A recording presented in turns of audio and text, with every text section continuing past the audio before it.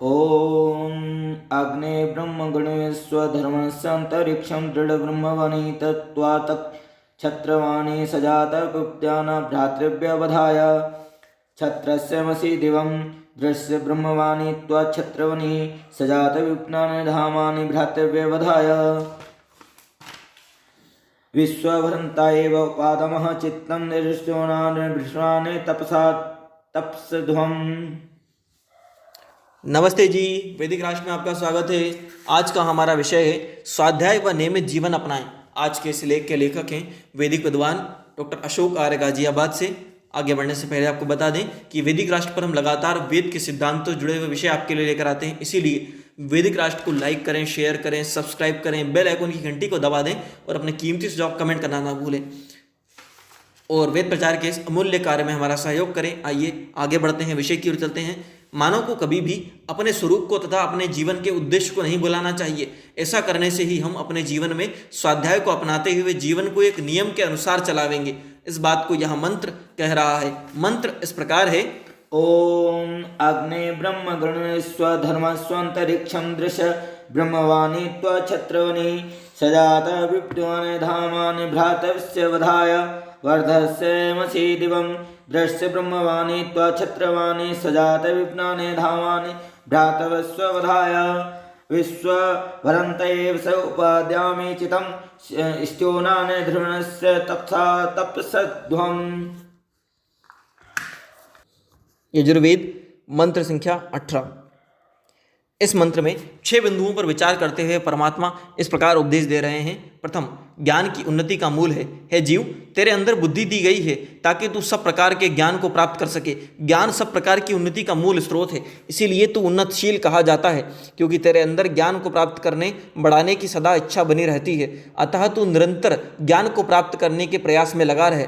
द्वितीय, वृत्तिशील बन। हे जीव, तू अपने अंदर वृत्ति को धारण कर, धैर्य को धारण कर। जब तक तेरे अंदर धैर्य बना रहेगा तब तक कोई विपत्ति तुझे पथभ्रष्ट नहीं कर सकती। इस प्रकार तू अपने जीवन में स्वप्नों को साकार करने के लिए निरंतर आगे बढ़ता चला जाएगा। तू धैर्यवान होने के कारण अपने हृदय रूपी अंतरिक्ष में, अपने हृदय के अंदर जो आकाश रूप खाली स्थान है उसको दृढ़ बना। हमारे अंतःकरण का सबसे उत्तम, सबसे महान गुण तो धैर्य ही है।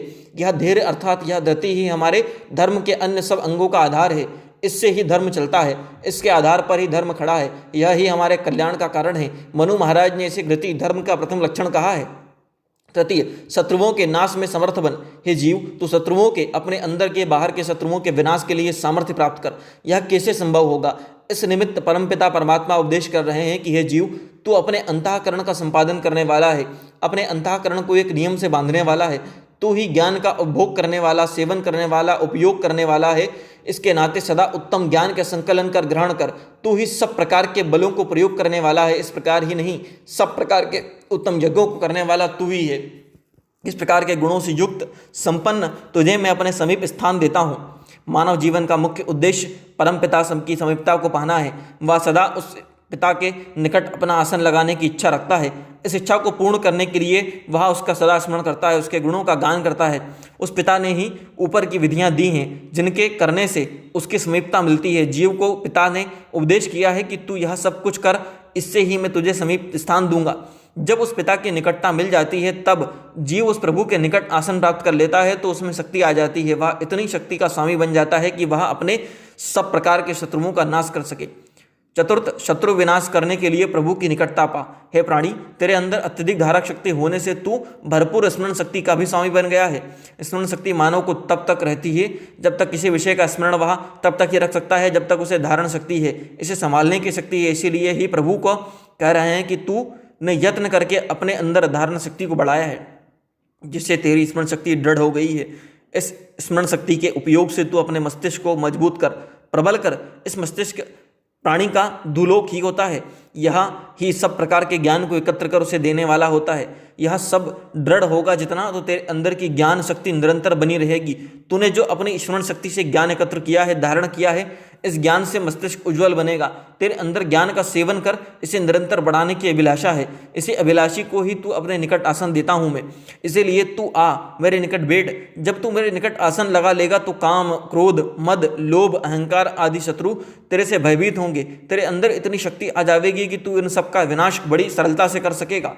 मंत्र उपदेश कर रहा है कि जब प्राणी अपने शरीर, अपने हृदय और अपने मस्तिष्क आदि सब अंगों को मजबूत कर लेता है तो वह प्रभु के निकट आसन लगा पाने में पूर्णतः योग्य हो जाता है, पूर्णतः अधिकारी हो जाता है और इस अधिकार को प्राप्त करने के लिए, इस अधिकार का प्रयोग करने के लिए ही तैयार भी हो जाता है। प्रभु कहते हैं कि जब तुझे मेरे निकट आने का अधिकार प्राप्त हो गया है तो मैं भी तुझे सब दिशाओं से अपने निकट स्थान देता हूँ। तू जिस दिशा से भी चाहे उस दिशा से मेरे समीप आसन लगा सकता है। इसका भाव यह है कि जीव की इंद्रियां विभिन्न समय पर विभिन्न दिशाओं में भटकती रहती है। यह प्रतिक्षण अनेक प्रकार से हानि पहुंचाने का प्रयास करती रहती है। यह इंद्रियां इधर उधर किसी भी दिशा में भटक कर नाश का कार्य ना कर सके, इसको तू पूरी भ्रांति अपने वश में रख सके। इसीलिए ही हमारे पिता कहते हैं कि मैं तुझे सब दिशाएं देता हूँ, तू किसी भी दिशा से मेरे निकट आ जा। अर्थात सब दिशाओं से तू अपने शत्रुओं का विनाश कर सकता है। बस तू इन इंद्रियों से ऊपर उठ और अपने ध्यान को केवल मुझ में लगा ले, कर मेरे निकट आसन लगा। सर्वत्र भटकने वाली इन इंद्रियों को वश में करके अपने ध्यान को केंद्रित कर। स्वाध्यायशील और तपस्वी बन। है प्राणी, तू चेतन है। इस सृष्टि में तेरे पास ही कर्म का अधिकार है। अन्य किसी जीव को मैंने कर्म का अधिकार नहीं दिया है। वह तो सब भोग योनि ही है, इस कारण केवल भोग का ही कार्य करते हैं। तू ही है जो कर्म कर सकता है। अपनी चेतनता के कारण तुम उत्कृष्ट बन सकते हो। जब इस कारण ही तुम्हारे अंदर इतनी शक्ति है कि तुम अपने हित और अहित को समझते हो। इसीलिए अपने हित को समझते हुए तुम जानते हो कि तुमने क्या करना है तथा क्या नहीं करना है। इस धारण के आधार पर ही तुम अपने शरीर को अत्यधिक लचक बनाकर शक्ति संपन्न करने की इच्छा को पूर्ण करने वाला बनाना चाहते हो। तुम्हारी यह इच्छा तभी पूर्ण होगी जब तुम अपने शरीर के लचक रखने वाले, निरंतर आसन प्राणायाम करने वाले तपस्वी गुणीजनों के पास जाकर योगाभ्यास करोगे, योगादि सीखोगे। इसीलिए ऐसे तपस्वी लोगों की शरण में जाकर सब सीखने का पुरुषार्थ करो ताकि तुम्हारे अंगों में भी लचक आ सके। यह लचक आगे चलकर तप का आधार बन सके। तप भी दो प्रकार का होता है। भृगुओं का तप, इस तप को हम स्वाध्याय के नाम से जानते हैं। इस तप को प्राप्त करने का साधन है नित्य प्रति उठकर प्रातः वेदादि शास्त्रों को पढ़ना, उनके उपदेशों को जीवन में धारण करना। अंगिरा का तप, इस प्रकार के तप को ऋत कहते हैं। यह तप से मानव पूर्ण स्वस्थ होकर एक विशेष प्रकार की दीप्ति को, विशेष प्रकार के प्रकाश को प्राप्त करता है। परमपिता परमात्मा उपदेश करते हुए कह रहे हैं कि हे मानव, अपने जीवन को एक निश्चित क्रम में बांधकर मुझ नित्य प्रति स्वाध्याय करने वाला बनाओ। यह निश्चित करो कि तुम्हारा प्रत्येक कार्य, प्रत्येक क्रिया एक निश्चित समय पर हो, न केवल ठीक समय पर हो अपितु यह सब एक निश्चित स्थान पर भी हो।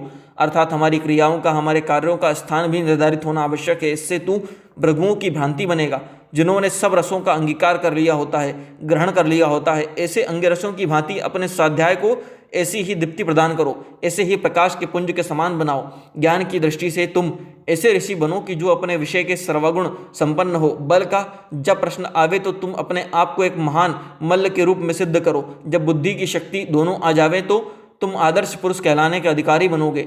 बस यह जानो कि जीवन की क्रियाओं में हमने ध्रुवता को, स्थिरता को लाना है। अपने स्वास्थ्य के लिए हमें द्रुति के संपन्न होना है, अर्थात धैर्य से काम लेना है।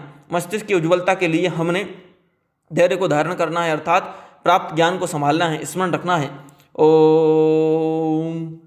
प्रस्तुत लेख के लेखक हैं वैदिक विद्वान डॉक्टर अशोक आर्य गाजियाबाद से। इस तरह के अन्य वैदिक लेखों के लिए, प्रेरणादायक कहानियों के लिए, महापुरुषों के जीवन प्रसंगों के लिए वैदिक राष्ट्र यूट्यूब चैनल को लाइक करें, शेयर करें, सब्सक्राइब करें, बेल आइकन की घंटी को दबा दें और अपने कीमती सुझाव कमेंट अवश्य करें। धन्यवाद।